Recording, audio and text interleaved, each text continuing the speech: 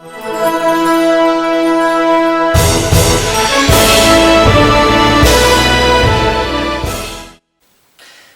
et messieurs, bonsoir ou bonjour en fonction de votre géolocalité. J'aimerais, en mon nom et celui de toute notre équipe, vous souhaiter mes vœux de bonheur et de santé à tous. Sans oublier notre cher patron, Monsieur Chilo. Vous avez été nombreux à nous écrire et nous féliciter pour notre neutralité à produire les infos. Merci aussi pour vos suggestions et documentations. Je vous rappelle que vous pouvez nous contacter sur notre courriel à londonivoiretv@yahoo.com. Encore une fois, bienvenue dans notre journal Afrique. En voici les titres. Ladies and gentlemen, welcome to the most popular Ivorian African TV channel, London Ivoire TV, the platform of African development with professional hard workers team.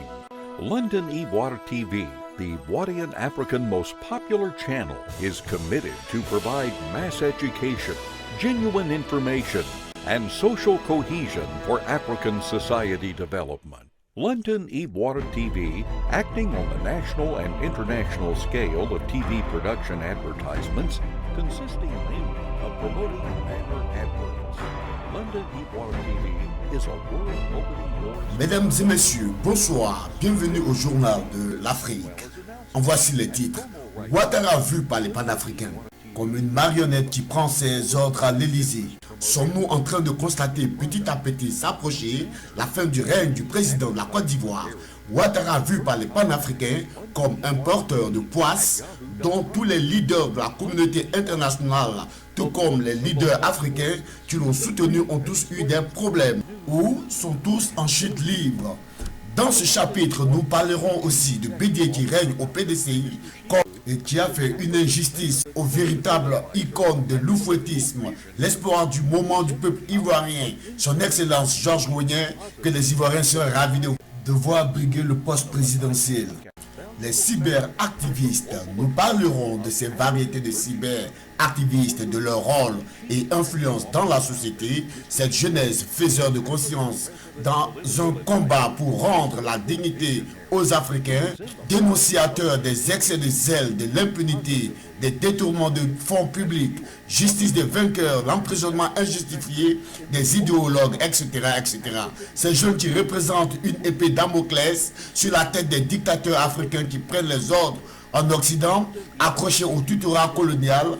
Ces cyberactivistes sont les cauchemars de ces politiciens poussant jusqu'à leur dernier retranchement. La Jossi Gang, les combattants du RDC, les panthères du Gabon, etc., etc., ont-ils un effet positif pour l'avancement de la société africaine? La mutinerie en Côte d'Ivoire ou le braquage d'une armée dépourvue de déontologie régalienne.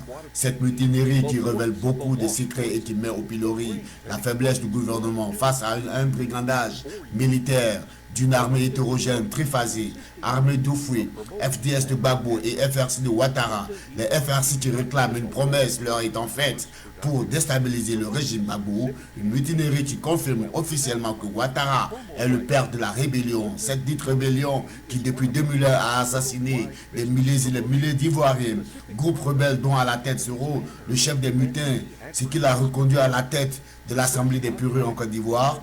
Notons que Soro ne peut pas se permettre de perdre l'immunité parlementaire face à une probable déportation à la CPI. Nous continuons toujours les titres du journal.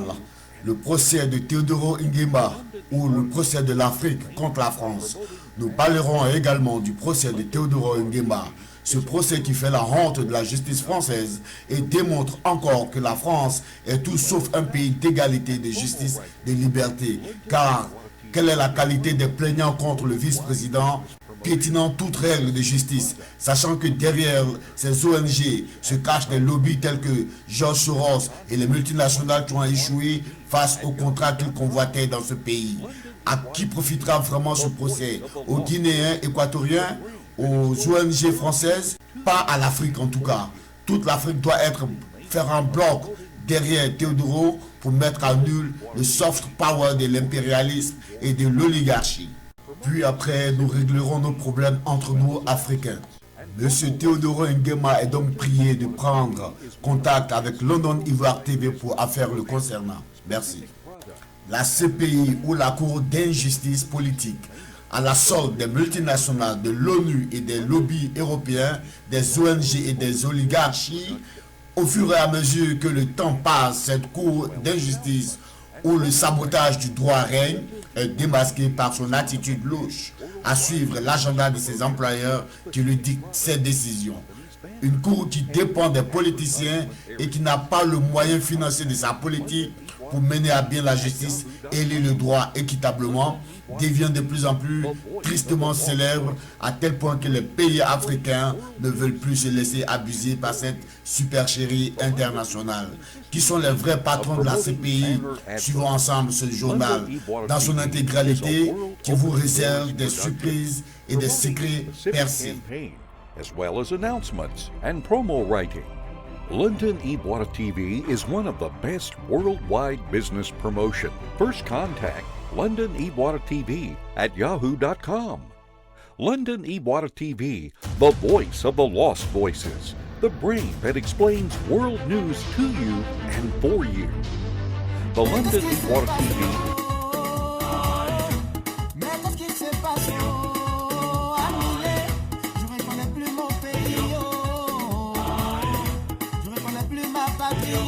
Jolie Côte d'Ivoire, aujourd'hui victime de sa manipulation, aujourd'hui victime pour sa prospérité, aujourd'hui victime de sa manipulation, aujourd'hui victime de grandes jalousies. Et maman,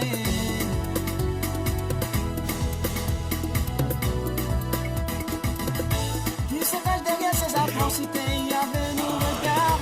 Qui se cache derrière ces atrocités, mon Dieu nous regarde.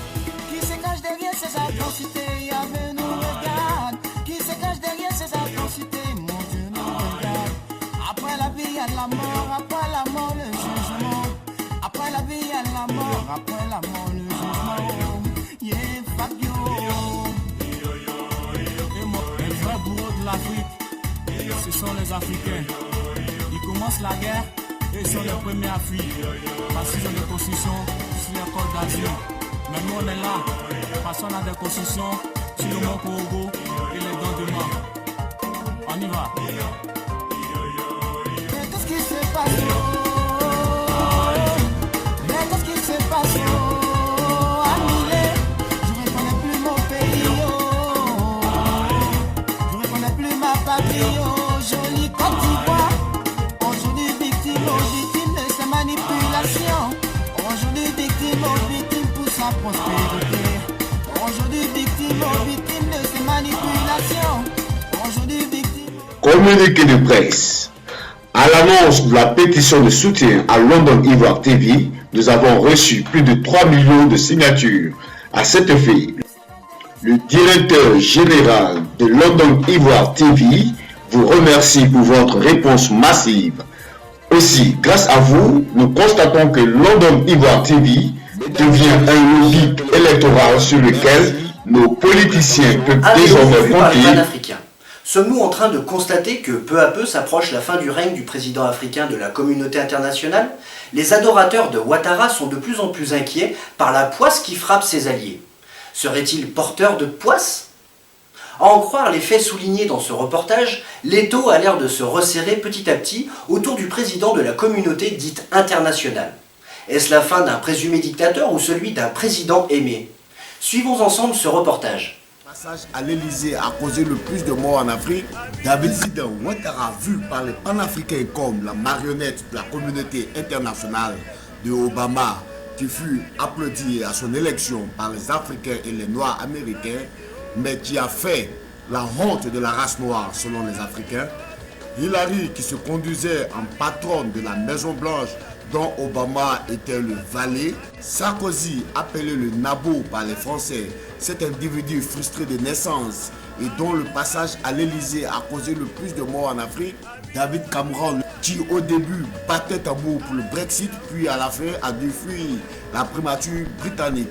Angela Merkel, la mère des réfugiés syriens, et enfin du Canada, cette colonie sudiste aveugle. Tous ont imposé le président Ouattara à la Côte d'Ivoire dans une forfaiture mafieuse après une élection présidentielle que son adversaire, le président Gbagbo, aurait remporté puis investi en tant que chef d'État et président de la nation ivoirienne. Malheureusement pour les Ivoiriens, Youssouf Bakayoko, le responsable de la commission électorale indépendante, avait décidé de penser à son ventre et est passé au QG de Ouattara pour proclamer de faux résultats provisoires, causant ainsi le chaos et la mort dans le pays, nous disait donc un observateur de la communauté internationale. Bombardée par 3 armées, l'armée française, habituée à déstabiliser les pays faibles mais riches en ressources naturelles, par les casques bleus qui avaient un autre agenda que celui de maintenir la paix. D'ailleurs, partout où sont passés les casques bleus, n'a régné que le désordre et la désolation. Enfin, par les rebelles d'Alassane Ouattara. Arrêté donc par l'armée française puis remis aux rebelles. Pendant 24 heures, il a été soumis à un intense bombardement des forces françaises et de l'ONU. À l'extérieur de la résidence, les soldats français qui ont participé à l'assaut sont toujours là. Ils ont pris en charge les prisonniers. La compagnie a reçu pour mission de sécuriser. Ce qui intrigue cependant à la vue de ces images, c'est la présence des casques bleus de l'ONUCI. Que faisaient-ils sur le théâtre des opérations? Pourquoi avaient-ils pris des postures de combattants alors qu'il s'agissait d'un affrontement entre FDS et FAFN? L'arbitre serait-il devenu lui aussi joueur? Et enfin, emprisonné Manu Militari à La Haye par un transfèrement qui défie toute règle de la justice, la Côte d'Ivoire s'est vue imposer un président qui, une fois au pouvoir, s'est mis à assassiner le peuple ivoirien et tous les supporters de son rival politique par une justice des vainqueurs, aux yeux du monde entier qui ont ainsi scellé le sort de toute une nation. Aujourd'hui, il semble que tous ces parrains de la mafia politicienne au col blanc sont en train de tomber un à un, à croire que Alassane Ouattara porte la poisse. Lorsque Sarkozy est tombé au profit de François Hollande, les Africains se sont réjouis, mais ont vite déchanté d'avoir voté François Hollande, car espérant un changement de comportement, il n'a fait que suivre les traces de Sarkozy. Ce qui a baissé sa cote auprès des étrangers en France qui l'ont pourtant massivement voté. Les Ivoiriens se sont sentis trahis. Lorsque le Premier ministre de l'Angleterre a rendu sa démission à cause du Brexit, une fois encore, les Africains se sont réjouis car on voyait ainsi un allié du président Ouattara tomber. Puis a suivi la chute humiliante de Hillary Clinton soutenue par Obama. Là encore, quelle ne fut pas la joie des Africains qui ont vu ainsi tomber Hillary, l'allié de Obama, ennemi de l'Afrique, celui dont le passage à la Maison Blanche a encore une fois endeuillé des millions de familles africaines, car Hillary et Obama seraient au service du diable dans des sectes avec George Soros, leur patron. Mais heureusement que Donald Trump était là, il a mis fin à leur cavale meurtrière. Sarkozy, surnommé Pinocchio à l'UMP, avait promis et déclaré sur les médias abandonner la politique à jamais et prendre sa retraite si lors des élections présidentielles passées, il était battu par François Hollande, ce qui fut fait, bel et bien battu, mais c'est mal connaître notre client à la langue fourchue et imbu de sa petite personne. Le voici dans une nouvelle parution se présenter aux primaires des présidentielles malgré sa déclaration officielle qu'il ne peut faire de la politique. Mais pour sa douleur, les Gaulois ont vite fait de vomir et humilier, jeter le Hongrois à la poubelle. Nouvelle joie des Africains et des Ivoiriens en particulier. Quelqu'un me dirait, mais ce président Alassane ne fait que porter la poisse à tous ceux qui l'ont soutenu. Rappelons que Blaise Compaoré, sa base de retraite avait été chassée comme un malpropre de son pays, le Burkina. Tout comme Jonathan Goodluck qui finalement est devenu Badluck. Face à la malédiction due aux nombreux crimes à son actif, tous ceux qui ont soutenu Ouattara connaissent une sorte d'échec. En ce moment, les Africains sont en plein compte à rebours. À qui le prochain tour? Suivez mon regard. Le président Henri Konan Bédié, qui lui aussi est un allié introverti du président Alassane, tout porterait à croire qu'il supporte Ouattara pour bénéficier de sa protection, car une ONG catholique a menacé et dénoncé Bédié. L'ONG catholique CCFD Terre Solidaire, proche du clergé catholique français, a épinglé l'ex-chef d'État ivoirien Henri Konan Bédié comme faisant partie des dirigeants africains qui se sont enrichis illicitement avec l'argent public de leur pays. Dans son rapport de juin 2009 paru sur le titre « Bien mal acquis à qui profite le crime », l'ONG dresse une longue liste des dirigeants du monde entier qui ont bâti leur fortune en détournant l'argent du public. Consacre ici un chapitre à l'enrichissement de l'actuel président du PDCI sur lequel nous reviendrons en intégralité dans notre prochain journal. Même si London Ivoire TV ne veut pas donner dans la superstition et donner crédit à cette prophétie en griffe, il convient quand même de constater que les derniers événements politiques égrenés ensemble dans cette émission pourraient donner raison aux panafricains. En attendant, le président Alassane semble très bien se porter, lui et son ensemble politique. La question à se poser est que deviendrait la Côte d'Ivoire et les supporters du Prado si le président Alassane devait disparaître un jour d'une courte maladie, car le pouvoir n'est pas éternel. Y aura-t-il des pleurs ou de la joie? Y aura-t-il des grincements de dents, une stabilité politique ou un deuil national? Y aura-t-il de nouveaux départs en exil ou le retour d'exilés politiques? Matière à réflexion. Les Ivoiriens condamnent tous le président Bédié pour ses sanctions prises contre l'ambassadeur Georges Ognien et sa fille. Ces sanctions sont une véritable injustice, une indignation, une abomination pour les vrais oufouettistes. Car, fidèle au président Oufoué, avant et après sa mort, l'ambassadeur Georges Ognien, homme d'honneur, homme humble, homme de grandeur et de sagesse, ne mérite pas une telle humiliation. Bédié doit faire très attention à la colère d'un homme patient. Dieu merci que Georges Ognien ne descendrait pas dans la boue où certains par cupidité prennent leur bain. Comme nous le confie cet illustre doyen et pilier du PDCI. Car si M. Ognien décidait de se présenter à la présidence de la Côte d'Ivoire, c'est avec joie que les Ivoiriens de tous bords politiques n'hésiteront pas à voter cet homme aux relations puissantes et le hisser à la tête de la République de Côte d'Ivoire pour voir certains chier des bulles comme le dirait l'autre. Les Ivoiriens se rappellent que l'auteur du code électoral pour empêcher le président Alassane à toute ambition politique, c'est bien le président Bédié. C'est encore lui, le président Bédié, qui a déclaré officiellement dans son livre « Les chemins de ma vie » que le président Ouattara est un Burkinabé et pas un Ivoirien. C'est toujours lui, le président Bédié, qui a imposé la version du « et ou » de l'ivoirité, causant donc des divisions en Côte d'Ivoire. Nous confie ce supporter de Ouattara qui en veut beaucoup à Bédié, désormais déçu de son président pour son accoutumance avec Bédié.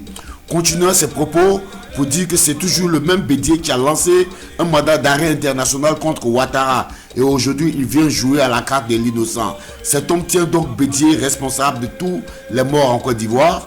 Vérité ou mensonge, en tout cas, nous vous laissons y réfléchir. Mais en attendant, London Ivoire TV souhaite la paix à tous les Ivoiriens, la paix en Côte d'Ivoire et une réconciliation nationale. Studio à vous.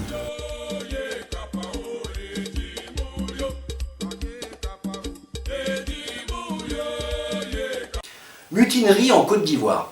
Lorsqu'une armée décide de braquer le pays et sa population qu'elle est supposée protéger, lorsque les institutions de toute une république sont l'objet d'une prise d'otage par des tirs d'armes d'assaut, nous disons que la situation est grave et ce n'est plus une revendication, mais un acte criminel. Former une armée intégrée. Voici ce que ça coûte de prendre des délinquants apprentis de Baka, des mercenaires venus du Burkina, du Sénégal, du Mali, de la Guinée pour grossir les rangs de la rébellion, des illettrés d'Ozo et des échappés de prison pour former une armée intégrée. Cette armée dépourvue de connaissances en notion du code de déontologie militaire, de l'amour de la patrie, afin de connaître ses limites, agira uniquement pour l'intérêt de son ventre. Comme tout individu, le fonctionnaire militaire a des droits, mais aussi des devoirs, qui aujourd'hui sont volontairement occultés dans le cadre du braquage de 12 millions par tête que 8500 mutins réclament aux contribuables par le moyen de soi-disant revendications armées. Encore une fois, cette mutinerie ne sera pas matée, mais pouponnée, car ce n'est pas la première fois.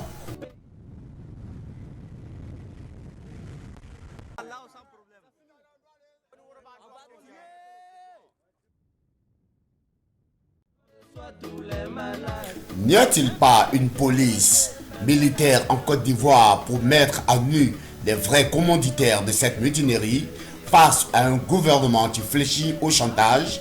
Le gouvernement a-t-il pensé un instant qu'il donne ainsi la preuve d'un signal fort de faiblesse et un manque total d'autorité, ce qui pourrait conduire aussi aux gendarmes, pompiers, police, marine, armée de l'air, etc., de prendre les armes et faire aussi des réclamations pour toucher leur part de butin.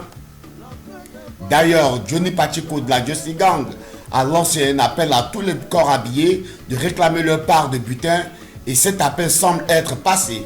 Car après que le ministre Ahmed Bakayoko ait proclamé le retour au calme, ce mercredi 18, les gendarmes affrontaient les mutins causant 2 morts et 7 blessés dans les rangs des mutins. Déphasage entre le retour au calme d'un ministre de l'Intérieur qui ne maîtrise pas son armée et la réalité du terrain. Écoutons ici les propos du ministre Ahmed Bakayoko sur RTI 1. Regagner leur poste, avait déclaré Paul Kofi, le ministre chargé de la Défense sur nos antennes. Et ce soir, on aborde cette actualité sécuritaire avec le ministre d'État, ministre de l'Intérieur et de la Sécurité. Ahmed Bakayoko, bonsoir. Bonsoir. Quelle est la situation sécuritaire actuelle? Ben écoutez, je peux vous dire que la situation sécuritaire est calme. Donc le calme est revenu. Effectivement, depuis ce matin. Ce mardi 17 janvier, au journal de 20h de la RDI, le ministre de l'Intérieur Ahmed Bakayoko déclare que le calme est revenu. Et le lendemain, mercredi 18 janvier, on apprend qu'il y a encore des pourparlers suite aux affrontements à Yamoussoukro entre mutins et gendarmes. Quelle confusion et désordre. Face à tout ça, les Ivoiriens ne savent plus qui croire et que croire, vu cet amateurisme et incohérence du gouvernement. Éclaté hier mardi dans quelques villes du pays, notamment à Bouaké et Yamoussoukro, la capitale politique de Côte d'Ivoire. Des discussions ont eu lieu en début d'après-midi à Zambakro, à une quinzaine de kilomètres de Yamoussoukro, entre le gouverneur du district autonome de la ville de Yamoussoukro donc, et les soldats. À la fin des discussions qui ont duré 2 heures, Augustin Thiam a fait une déclaration. Écoutez, permettez que nous réservions la primeur de ce que nous avons dit à nos supérieurs hiérarchiques. Monsieur le ministre de la Défense, Monsieur le ministre d'État, ministre de l'Intérieur, Son Excellence, Monsieur le Président de la République. Mais dès que nous avons su ce qui se passait, Monsieur le Préfet et moi-même, avec la caution de notre hiérarchie, nous sommes venus pour les écouter ce qu'ils ont à revendiquer, essayer d'obtenir d'eux qu'ils arrêtent la pression. Maintenant, nous allons retourner faire un compte rendu à ceux qui nous ont envoyés, et peut-être après seulement, nous pourrons parler à la presse. Face à ce casse-tête Djoula, la science des droits et des devoirs impose aux militaires dans l'exercice de leurs fonctions qui doit se traduire par un comportement exemplaire afin de préserver les valeurs d'honneur et de probité qui régissent l'institution militaire. Cette mutinerie a rompu à jamais la confiance que la population avait déjà du mal à avoir envers son armée, avec une hiérarchie militaire qui ne semble pas avoir de pouvoir disciplinaire sur ses soldats. Le chef d'état-major n'était simplement pas à la taille de la tâche qui lui fut confiée. Les Ivoiriens qui ont été témoins d'abord d'une rébellion qui a attaqué le pouvoir de Laurent Gbagbo, aidé par l'armée française et les casques bleus de l'ONU, ces mêmes soldats pro-Ouattara seraient ceux qui ont causé de nombreux crimes dans le pays. À l'arrivée au pouvoir du président Alassane, ces soldats qui ont opéré des massacres, des règlements de comptes, des nettoyages ethniques par la justice des vainqueurs, causant ainsi des blessures émotionnelles dans l'âme des Ivoiriens qui n'en sont pas encore guéris, ainsi que beaucoup d'exilés politiques. Aujourd'hui, cette population ivoirienne très effrayée, qui est en rupture avec son armée, constate surtout qu'au premier abord, la mutinerie éclate au moment où le président est absent du pays. Ensuite, ironie du sort ou simple coïncidence, au moment où l'avenir politique de Soro Guillaume est menacé par une élection à la tête de l'Assemblée nationale, risquant de perdre son immunité parlementaire s'il venait à ne pas être réélu, représente donc un danger d'être extradé à la CPI, lui et ses comzones. Ceci est une possibilité qu'il est prêt par tous les moyens à éliminer de son jeu politique. Enfin, ce sont les zones contrôlées par les hommes du président de l'Assemblée nationale dont il était le porte-parole au temps de la rébellion. Tout porterait à croire que Soro en sait plus qu'il ne l'avoue, selon les Ivoiriens. Déjà en 2014, on avait assisté à une première mutinerie avec 4 types de revendications, dont les arriérés de solde à apurer sur une période de 6 mois, puis les avancements au grade qui devaient se faire en fonction de l'ancienneté, du mérite et par catégorie, dont un groupe serait promu au grade de sergent et un autre groupe à cette même date au grade de caporal-chef. Le 4e point était donc l'amélioration des conditions de travail et de vie. Mais que s'est-il passé? Est-ce que le président n'a pas respecté sa parole? A-t-il roulé les mutins dans la farine pour qu'il y ait une seconde mutinerie avec cette fois une lourde rançon?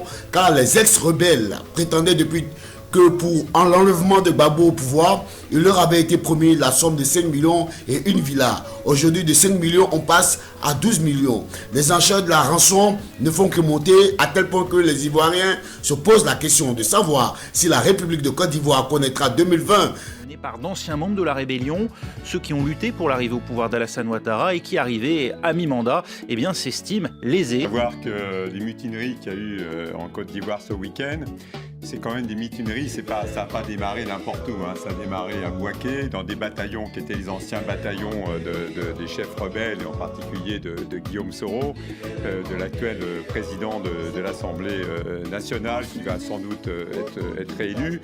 Et on a vu on voit bien qu'il a dû jouer un rôle assez important. Ouattara est allé au Ghana, qu'il est rentré du Ghana. On a bien vu que c'était Guillaume Soro qui lui faisait le salut fraternel africain.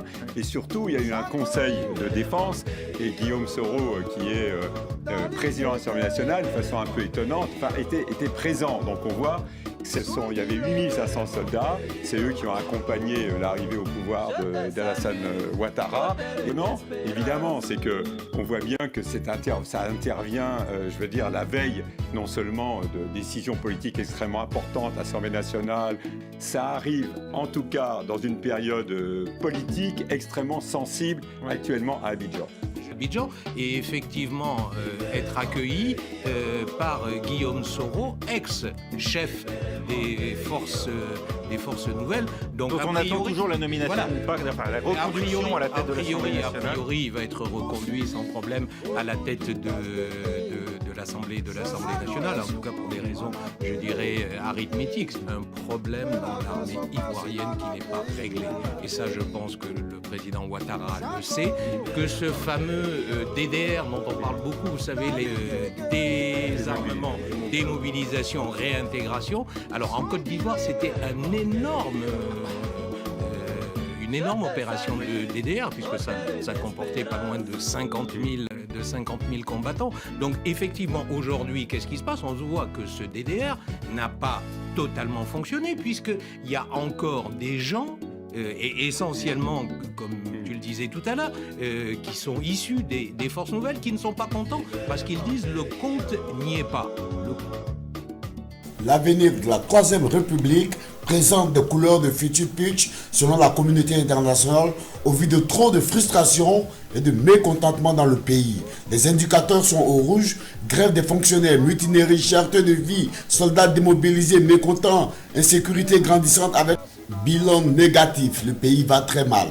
Combattants qui se battaient au sein de la rébellion contre les forces de l'ancien président Laurent Gbagbo pendant la crise post-électorale. Blessés au front en 2011, ils ne bénéficient aujourd'hui d'aucune aide.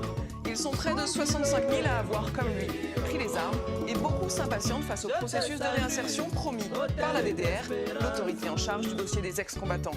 Ex-combattants, une urgence ivoirienne, on parle. Moustapha, comment ça va? Ça va et toi? Ça va un peu. Oui. À la grâce de Dieu, ça va un peu. Donc Moustapha, toi tu es un ancien caporal de la rébellion. Est-ce que tu peux nous expliquer aujourd'hui pourquoi tu as contacté les observateurs de... Je suis un caporal qui a combattu.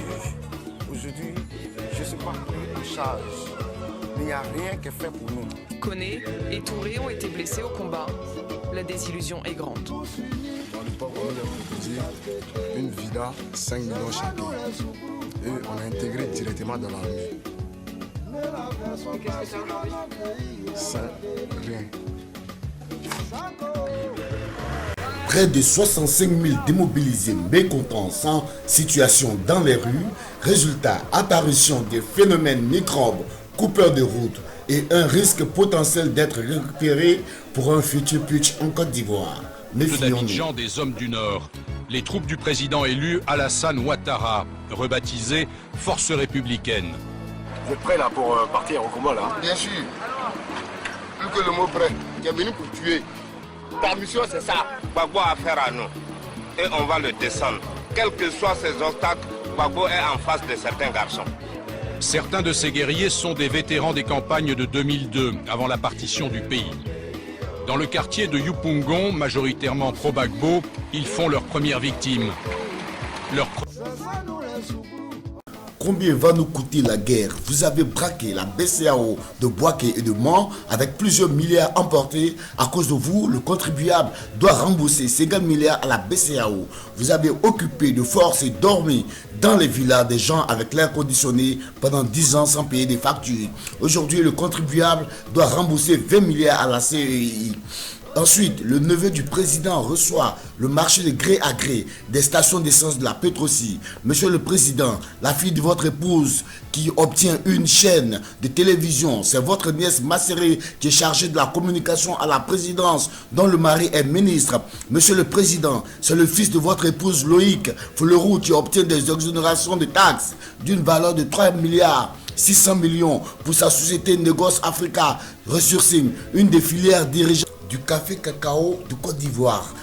Monsieur le Président, c'est le mari de votre fille, Fanta Catherine, dont Monsieur Bénédicte Sendier, DG de Web Fontaine, qui contrôle et vérifie les importations en Côte d'Ivoire.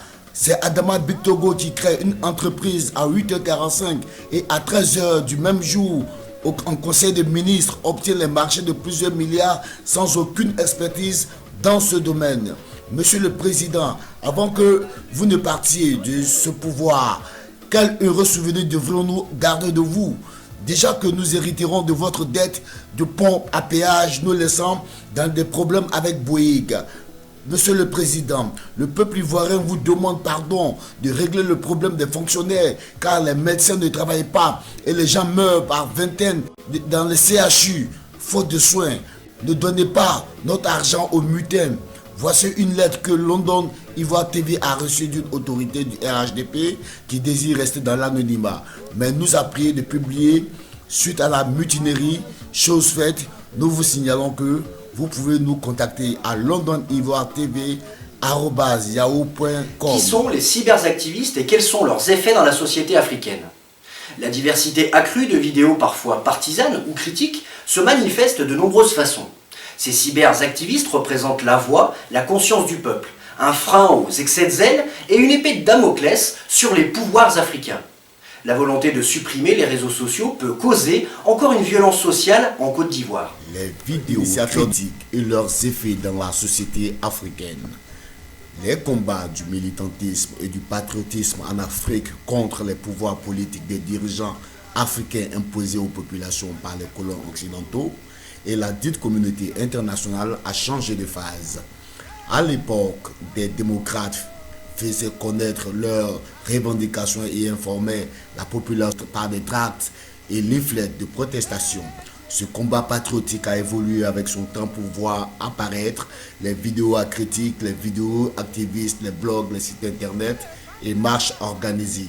À croire qu'il n'y a pas de presse en Europe, à l'exemple de la France où ces marches de protestation, de revendication au chef d'État injustement détenu en prison par les oligarchies de l'Occident.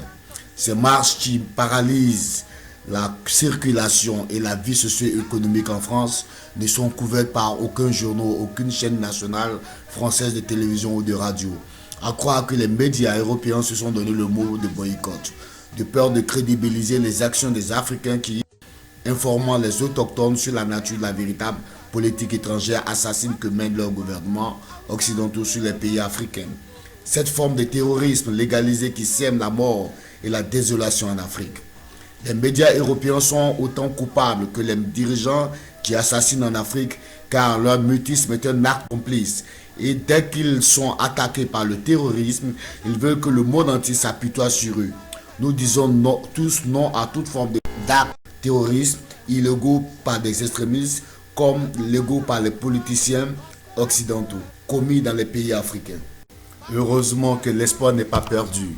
Cette nouvelle génération africaine digne, ces nouveaux faiseurs d'opinion, la voix de l'Afrique, Cette conscience africaine avec une soif de justice qui représente l'épée Damoclès sur les dirigeants africains sont les Johnny Pacheco, enfants chéris des Ivoiriens qui dérangent énormément le pouvoir en place. Dessin animé ou encore Cœur de Lion, Guy anticonformiste, le charmeur pacifique et les autres de la Diossi Gang qui sont les fondateurs initiateurs du vidéo-activisme en condamnant donc les dérives du pouvoir Ouattara en Côte d'Ivoire.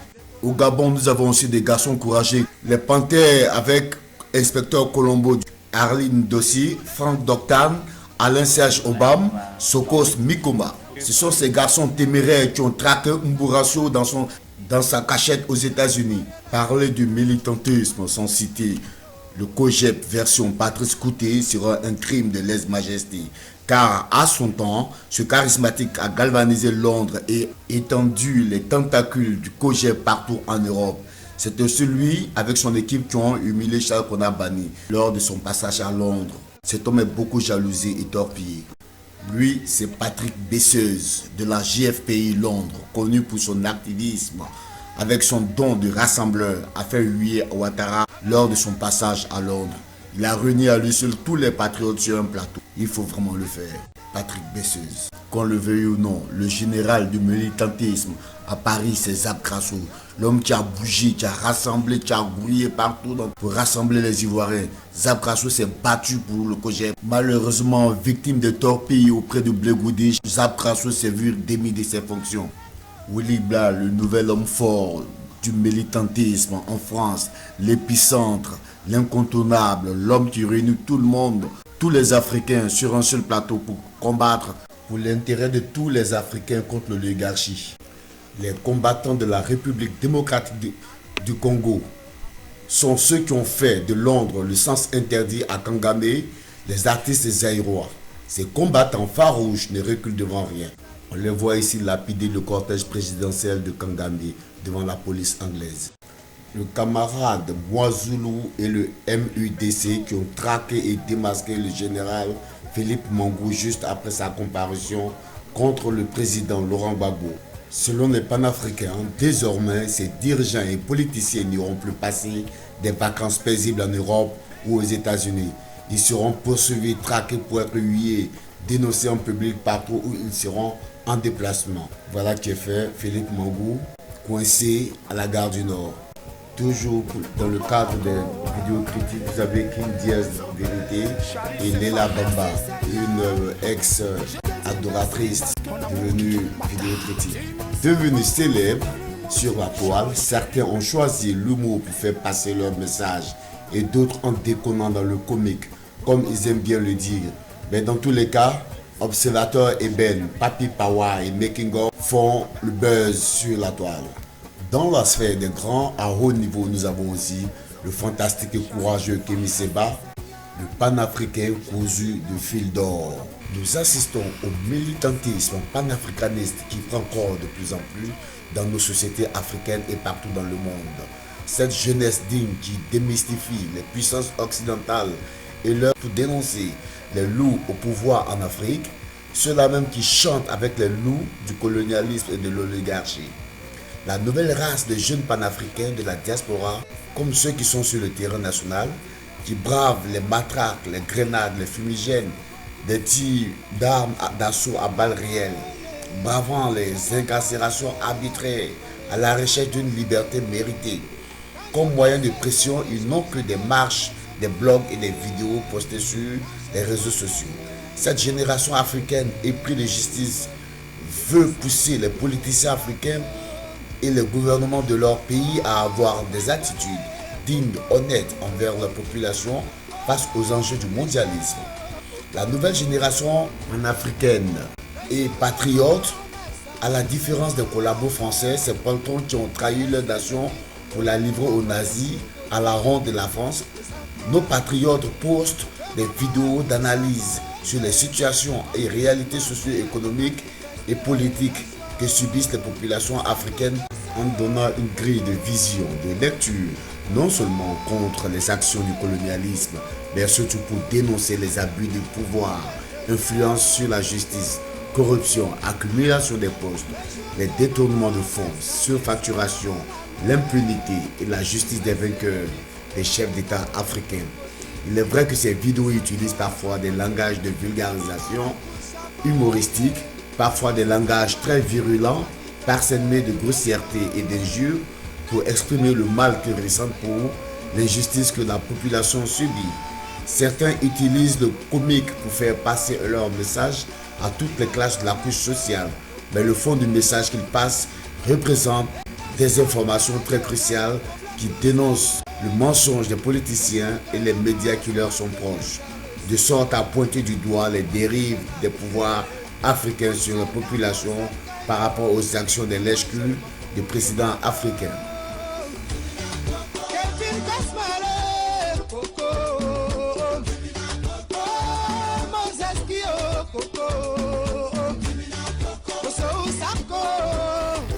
La diversité accrue de vidéos partisanes, parfois au pouvoir en place, ou de vidéos critiques, se manifestera de nombreuses façons. La pluralité des origines ethnoculturelles, des religions et des langues, ainsi que la modification de la structure par âge de la population sont autant de facteurs qui pourraient remettre en question les notions traditionnelles du système politique. Président, directeur général, fondateur de London Ivoire TV, cette grande diversité de vidéos critiques, telles la Josie Gang, les panthères du Gabon, les combattants du Congo, etc., peuvent influencer la société de deux manières. Soit cette diversité de vidéos positivement peut avoir une incidence sur l'esprit de justice et d'inclusion d'une société africaine. Ces cyberactivistes africains, par souci d'améliorer les conditions de vie de leur peuple, de la population africaine, courent des risques de se faire agresser, courent des risques de se faire abattre ou enlever par des politiciens qui gèrent le pouvoir en place. Ils sont injustement reprimandés parce que leur combat génère de l'objectivité et de la stratégie tactique des propositions bien pesées et analysées profondément. Le combat de la diversité des vidéos activistes peut aussi engendrer une remise en cause des valeurs communes, des engagements et des relations sociales établies entre les groupes et les personnes. La diversité a donc le pouvoir de renforcer et d'ébranler la cohésion sociale.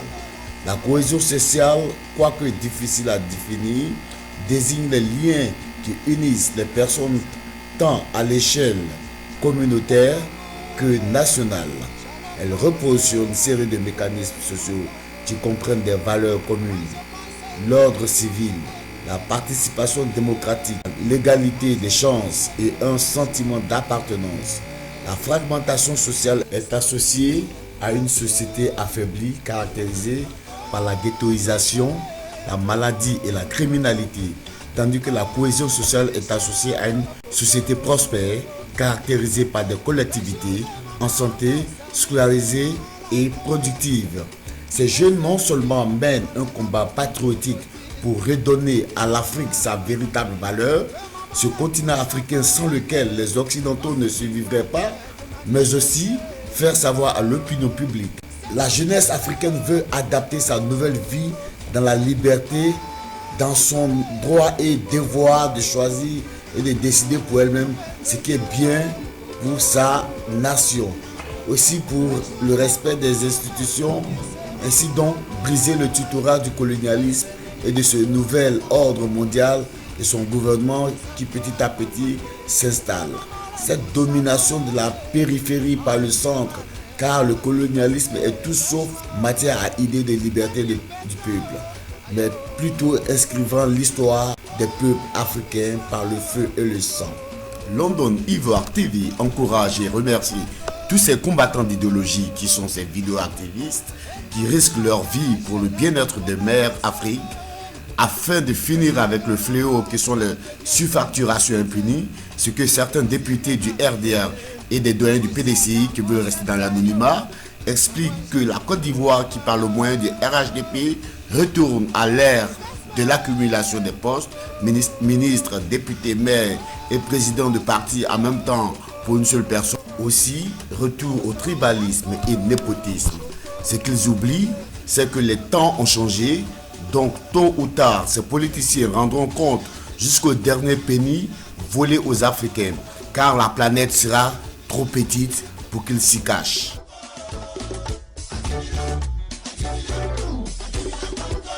député, le COJEP. Teodoro Nguema est-il victime de sa richesse si jalousée? Quel est cet acharnement de la justice française sur le vice-président de la Guinée équatoriale? À qui profitera vraiment ces biens confisqués et vendus aux enchères? Pas aux Africains en tout cas. Escroquerie juridique organisée avec les ONG ou la loi de toujours plus? Suivons ensemble ce documentaire. France, c'est-à-dire les ONG. C'est à la fois la fin d'une culture Transparency International, reconnu par un de ses fondateurs, l'ancien ministre néerlandais, M. Van Newton, comme une organisation pas du tout crédible, dont ses statistiques et classements de corruption sont à l'encontre des États et personnes visées à but de déstabilisation et règlement de compte de la part des pouvoirs politiques et influences multinationales, par des méthodes d'intimidation, méthodes impopulaires et pas du tout scientifiques. Catherine Pierce, l'une des administratrices des Transparency International, reconnaît qu'ils n'ont pas le droit de se faire procureur de l'Afrique, mais que leur souci est de s'assurer que les conventions de l'ONU soient appliquées. Pourtant, ces mêmes conventions de l'ONU bafouées au quotidien par des tueries de l'armée française et de ses légions en Afrique et personne ne dit mot. Rebelote, détournement et bien mal acquis. Une affaire qui a débuté depuis 2007, 10 ans après, est remise sur la table. Quel est cet acharnement de la France sur le vice-président de la Guinée équatoriale? À qui profitera ces biens confisqués et vendus aux enchères? Pas aux Africains en tout cas. Sur la base de quelle forme juridique la France ou les ONG françaises s'octroient-elles le droit de poursuivre des citoyens africains sur le prétexte de biens mal acquis en Afrique? Si bien mal acquis il y a vraiment. Car cela reste encore à être prouvé, même si nous le pensons tout bas. Au regard de l'immensité de leur richesse, ces multimilliardaires africains, face à la pauvreté extrême et criarde de leur population, dépourvue de sécurité sociale. Ceci donne-t-il le droit aux justices françaises de faire confisquer les biens de ces milliardaires africains sous le prétexte de biens mal acquis en faveur des ONG françaises? L'acte d'accusation est-il juridiquement justifié? Que va trouver le juge qui siège dans cette affaire? À la conclusion de son examen, va-t-il définir le bien ou mal fondé de l'accusation? Autant de questions qui se posent les Africains. Dans tous les cas, il faut que le juge de fond se dépêche de donner la conclusion de son examen afin de permettre à l'accusation d'apporter les preuves de son accusation, c'est-à-dire établir que les faits à reprocher au vice-président de la Guinée équatoriale ne sont pas prescrites. Car s'il y a prescription, cela veut dire que les avocats de la défense, selon la loi française, pourront donc soulever un fait de non-recevoir. Dans ce débat juridique, qui est vraiment la victime? Est-ce la France, c'est-à-dire les ONG françaises? Est-ce le peuple de la Guinée équatoriale, c'est-à-dire les Africains? Ou alors est-ce donc le vice-président de la Guinée équatoriale qui est victime de beaucoup d'attaques en ce moment? À qui profitera ce procès? Quel est l'intérêt de la qualité des partis qui ont dénoncé l'affaire contre le vice-président?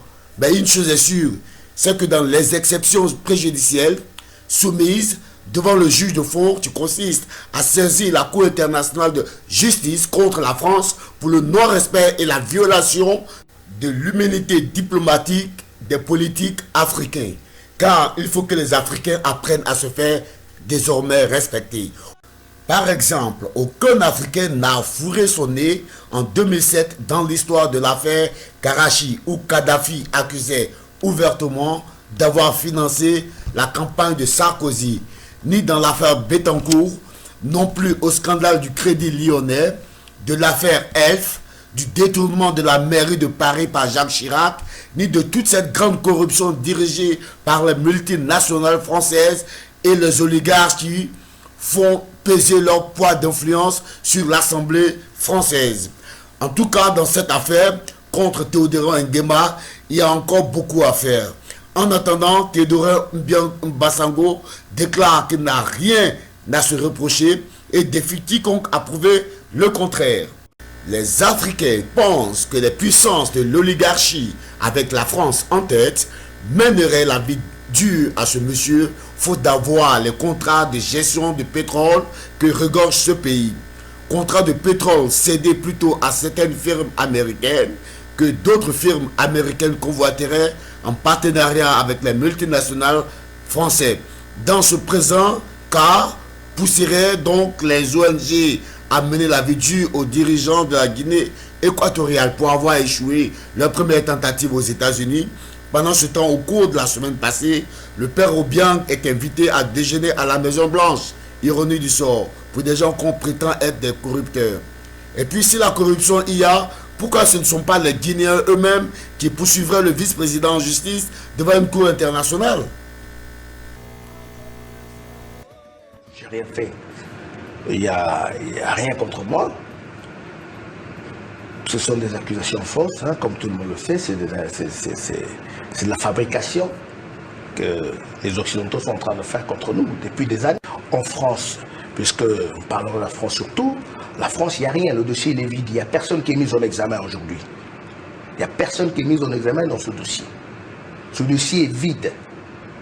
Et moi, je ne peux pas me comparer devant un juge en France. Surtout, moi, je ne suis pas français. Je n'ai pas fait d'affaires en France. Je n'ai pas fait d'affaires avec un Français. J'ai juste un lieu en France. Et c'est tout. Donc, je pense qu'au niveau international, c'est quelque chose qui n'est pas applicable. Hein? Comment aujourd'hui un juge en France peut convoquer un vice-président? C'est comme si le juge de la Guinée équatoriale faisait la même chose. Convoquer le président Hollande pour qu'il vienne se déclarer tous les abus que les compagnies françaises sont en train de faire ici en Guinée équatoriale. Hein? Et s'il ne se présente pas, on lui fait un mandat d'arrêt. C'est la même chose. Donc tout ça, c'est un jeu des ennemis de la Guinée équatoriale. C'est une politique néocolonialisme. On est là pour la Guinée équatoriale entière. On est là pour dire à la justice française et à tous les opposants guinéens équatoriales et aux associations ONG de laisser la Guinée équatoriale en paix. Parce que la Guinée équatoriale, c'est un pays souverain et il faut arranger ses problèmes tranquillement. Oui. Manifestation de soutien de la communauté de la Guinée équatoriale en faveur de son vice-président demande à la France et aux multinationales, aux ONG de laisser leur vice-président en paix. Espérons que le message passera. London Ivoire TV, retour en studio. Le bateau de la Cour pénale internationale, avec à son bord le triste couple Okempo et Bensouda, est en train de couler. Si la saignée continue, il finira au fond de l'océan de l'échec et de la honte. Pour la simple raison qu'elle a perdu toute crédibilité auprès des Africains qui sautent à tribord pour sauver leur peau. Qu'elle est en réalité le capitaine qui contrôle la CPI. Suivons ce reportage qui révèle des secrets inattendus. Dans Laurent Gbagbo, au ministre Charles Blé Goudé, la CPI ou la Cour pénale internationale, qu'on définirait avec le sourire au coin de la bouche, comme étant la prison correctionnelle des présidents africains insoumis, incontrôlables, trop indépendants, au mieux, le garage où les présidents africains soumis à l'oligarchie se débarrassent des adversaires panafricains trop gênants. Hommage de passage ici au président Laurent Gbagbo, au ministre Charles Blé Goudé, qui est victime de la justice des vainqueurs, refusant de se soumettre aux pouvoirs occidentaux, emprisonné depuis 2 ans, sans preuve véritable, avec la complicité de la France, communauté dite internationale et des multinationales françaises installées en Côte d'Ivoire.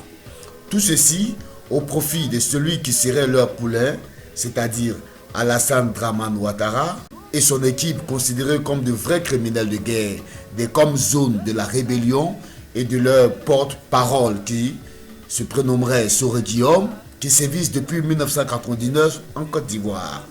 Hommage aussi à tous ces panafricains, victimes de la justice des vainqueurs, de l'impunité exercée des présidents marionnettes à la solde des colons. La Cour pénale internationale qui en elle-même veut nous faire croire qu'elle est le symbole d'une justice mondialiste où le principe d'équité, d'éthique, du droit de l'homme serait prétendument respecté, où le principe de dignité, de vérité serait inséré à l'intérieur de cette prétendue Cour de justice internationale. Pourtant, pour les Africains, la CPI sera un fruit étrange, difficile à percer. Cette prétendue Cour de justice partisane de l'oligarchie et le pouvoir du mondialisme et des puissances instrumentalisées par les multinationales utilisent à souhait. Selon les panafricains, Les Ivoiriens ont vu un Soro Guillaume se réjouir parce que ces rebelles, dont il est le porte-parole, ont fait sauter Bédié du pouvoir. Ensuite, on a vu les soldats de Ouattara publiquement affirmer qu'ils sont en Côte d'Ivoire pour tuer, rien que pour tuer. C'est comme zone, Chérif Ousmane, Ouattao, Diagao, Bédio, Tiofosi, Kodé Zakaria, etc., etc. Ces éléments de Soro Guillaume publiquement ont déclaré à la population du Nord avoir été financés par Alassane Ouattara pour un coup d'État contre Gbagbo. Et qu'une fois le coup d'État réussi, ils installeront Ouattara au pouvoir, puis recevront 5 millions de francs CFA, une villa et leur intégration dans l'armée. Enfin, que Ouattara les récompenserait par des élévations en grade militaire et un poste à vie à la tête de l'Assemblée nationale pour Soro Guillaume. Pour Ahmed Bakayoko, son bourreau qui torture les prisonniers politiques, Alamaka sera nommé ministre de l'Intérieur. Vérité ou simple accusation? En tout cas, on ne reste pas parmi les fourmis pour chasser les fourmis, dit l'adage ivoirien. Aussi, il y aura toujours l'odeur d'arachide dans la bouche du grilleur. En attendant que cela soit prouvé, qu'il soit mis aux arrêts, le clan de Ado est libre. Pourtant, la CPI a les faits, la CPI a le motif, mais toujours la CPI n'arrive pas à les condamner.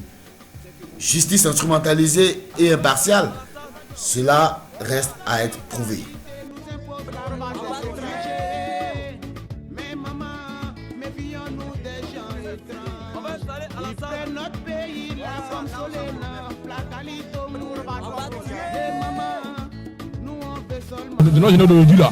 C'est Boado, blabla. On va tuer. C'est lui, le chef Modibo Drabé, qui se retrouve là, à côté de Soro Guillaume, comme étant aujourd'hui garde de corps également et chef comme Sud, je sais pas, par rapport au découpage de la rébellion. Alors, c'est les mêmes tentacules. Regardez très bien. C'est ce que vous employez aujourd'hui. Regardez, vous voyez Théophosier ici. Vous voyez Théophosier, garde de corps d'Alassane Dramane Ouattara. Au cours des meetings, ça c'est en avril 2000, sous la transition. Et qui se retrouve aujourd'hui dans la rébellion. Comprenez? Donc, l'investiture de Ouattara par les jeunes au Palais des Sports, au Diétakoré, n'a pas été parce que, évidemment, pour des raisons qui lui sont propres. Mon frère Chérif et moi, on a montré que, avec les Dambélé, tout ça, là, les séances docteurs, Fofana Basirimaga, Bokacha, tous les éléments, on a montré que nous, là, on ne reculera jamais. Non, mais Diallo va le tuer. Nalou MPC supporter, Aïta supporter Zakaria Kosa, Aïta supporter Ibe Kosa, Aïba supporter Mohamed Kosa, Aïdje Karloui, Alassane Dramane Ouattara. Mohamed Marfa Dama, Nalou MPC supporter, Aïta supporter Zakaria Kosa, Aïta supporter Ibe Kosa, Aïba supporter Mohamed Kosa, Aïdje Karloui, Alassane Dramane Ouattara. En tout cas, on a vu les soldats de la rébellion intégrer l'armée. On a vu Soro Guillaume à la tête de l'Assemblée nationale et être reconduit. On a vu Ahmed Bakayoko être ministre de l'Intérieur et l'est toujours. On a vu les soldats recevoir les promesses de 5 millions qui est passé à 12 millions, puis les promesses de leur villa confirmées par Alassane Ouattara. On a vu Ouattara récompenser les Comzones et leur offrir des grades d'officiers supérieurs comme les rebelles l'avaient proclamé avant la fin de la guerre. À qui donc a profité le crime en Côte d'Ivoire? Comme le dit ce jeune panafricain de renom qui à lui seul représente une carie dentaire dans la mâchoire du politique français et occidental, Kémy Seba dit quel est ce type de fruit que la CPI nous présente. Fruits que certains peuvent manger et d'autres cracher. Pour comprendre pourquoi certains peuvent manger ces fruits et d'autres les cracher, c'est-à-dire notamment le président Gbagbo, le ministre Charles Blé Goudé doivent en manger, mais ceux qui ne se cachent pas à être à la tête des rebelles et des criminels, ceux-là ne doivent pas en manger, mais se baladent librement, c'est-à-dire les Soro, ses Comzones et leurs commanditaires. Pendant que Bensouda et lui Moreno Ocampo vont manger à la table de Ouattara, en visite de courtoisie, alors qu'ils sont supposés mener des enquêtes pour établir leur part de culpabilité, nous comprenons bien que cette justice est arrosée par les vainqueurs. L'Afrique ne se reconnaît plus à la CPI et décide donc de se retirer petit à petit car c'est une justice instrumentalisée. Ces trois pays africains qui ont donc annoncé leur retrait de la CPI, c'est le Burundi, l'Afrique du Sud et la Gambie. On en parle avec Emmanuel Altid. Bonsoir. Bonsoir. Emmanuel Altid, vous êtes avocat au barreau de Paris, vous êtes un spécialiste du droit international, vous avez plaidé plusieurs affaires devant cette Cour pénale internationale, avocat notamment de l'ancien président ivoirien Laurent Gbagbo, dont le procès est d'ailleurs toujours en cours devant cette CPI. Alors Emmanuel Alti, d'abord une question. Quelle est votre opinion sur cette Cour pénale internationale? Est-ce que vous diriez que le Burundi, l'Afrique du Sud et la Gambie ont eu raison ou ont raison de quitter la Cour? Écoutez, d'abord il faut dire que la décision de ces trois pays, même si elle n'est pas tout à fait effective pour le Burundi et la Gambie, elle l'est pour l'Afrique du Sud, qui reste tenue néanmoins pendant encore un an vis-à-vis de la Cour pénale internationale. C'est une décision importante. Vous la comprenez? Oui, je la comprends. Oui, très franchement, je la comprends. On peut être en faveur de l'établissement d'une justice pénale internationale, on peut être en faveur de la lutte contre l'impunité, on peut être en faveur des droits de l'homme, en faveur du droit des victimes, et en même temps reconnaître que cette Cour pénale internationale ne remplit pas ce qu'on pouvait espérer, n'atteint pas les objectifs très élevés qu'elle s'était donnés. En particulier, on peut critiquer la manière dont fonctionne le bureau du procureur. Fatou Bensouda. Oui, mais elle n'est pas la seule. Qui est une Gambienne, d'ailleurs. Absolument. Et la Gambie est en train de se retirer. Ce qui est évidemment un désaveu politique. On peut adhérer à l'idée de la Cour pénale internationale tout en étant critique et en reconnaissant qu'un certain nombre d'enquêtes qui ont donné lieu à des procès n'ont peut-être pas été faites de la manière dont il aurait fallu qu'elles soient faites, pas assez approfondies, et que la Cour, ou en tout cas le bureau du procureur, a donné souvent l'impression de participer à une justice des vainqueurs. On peut donc comprendre qu'un certain nombre d'États africains se soient étonnés, inquiétés de la manière dont cette justice était mise en place. La Russie tourne le dos à la Cour pénale internationale. Le président Vladimir Poutine a signé un décret indiquant que le pays allait retirer sa signature du statut de Rome. Ce traité fondateur de la Cour a été signé par Moscou en 2000. Les autorités russes... Cherchons à savoir qui est derrière la CPI.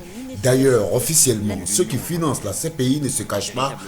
D'un côté, nous avons ceux qui sont issus de l'Union européenne. En tête de liste, la Grande-Bretagne, la France, l'Allemagne. Il y a aussi des pays en dehors de l'Union européenne, c'est-à-dire le Canada.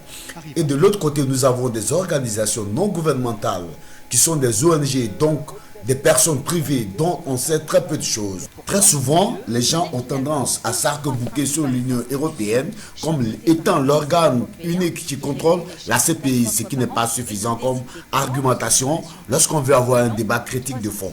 Mais grande sera votre surprise sur des révélations qui arrivent. Oui, calmez-vous et asseyez-vous car on ne coupe pas vers ce qui arrive. London Ivoire TV s'est donné la grande tâche de vous révéler la vérité. Cet organe de communication qui ne tombe pas sous le coup de la manipulation vous dira toujours la vérité, car en vérité, la CPI n'est pas une vierge comme elle veut se faire passer aux yeux de l'opinion publique.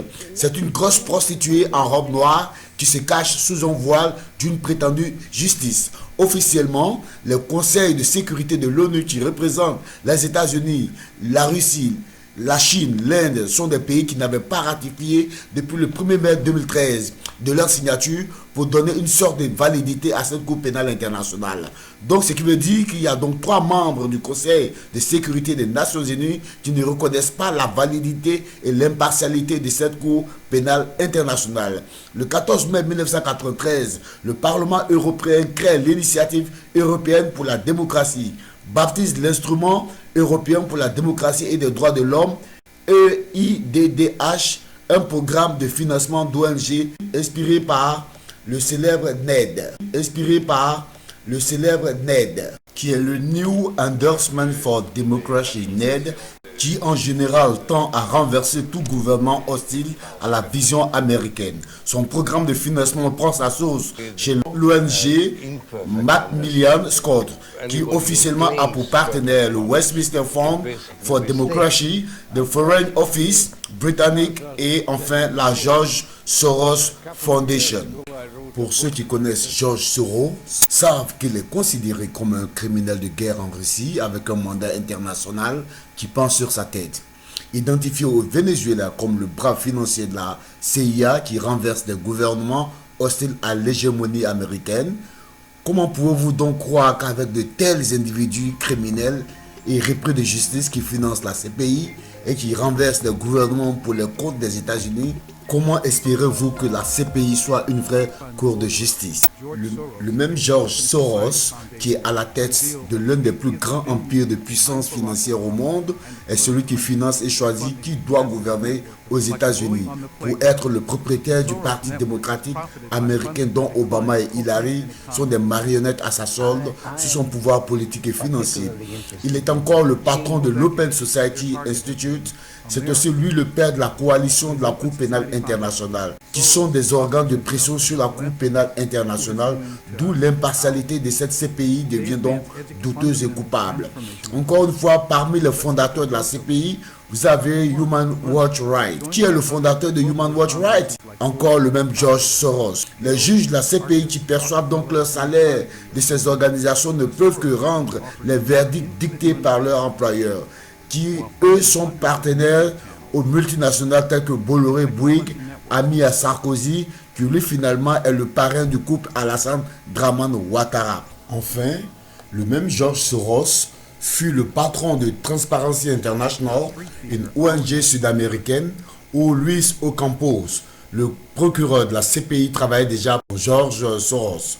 Vous réalisez donc, la CPI est le produit d'une sorte de mafia financière politique cachée derrière un soi-disant programme de financement de ONG pour la justice, avec pour complicité les puissances de l'Europe et les multinationales financées par le massif réseau mondial que George Soros a créé, parmi lesquels figurent sous son pouvoir financier Ford, Carnegie, Rockefeller, etc., qui ont budgétisé Obama et Hillary. Il est l'ennemi juré de Trump. Il contrôle les médias américains tels que CNN, ABC, CNBC, OCBCS, les grandes firmes informatiques et les réseaux sociaux. C'est George Soros, par le moyen de la spéculation financière en bourse, qui a fait tomber la banque anglaise. C'est un des hommes les plus dangereux de ce monde après Hitler. Alors, la CPI repose sur ce monsieur. Comment pouvez-vous expliquer que la justice soit rendue, que le droit soit lu à la CPI? Mesdames et messieurs, je vous remercie pour votre attention. C'était London Ivoire TV. Voilà, mesdames et messieurs, ainsi s'achève notre journal. Nous vous remercions infiniment pour votre attention et merci à notre patron, monsieur Chilo, de nous permettre de vous présenter ce journal. À bientôt.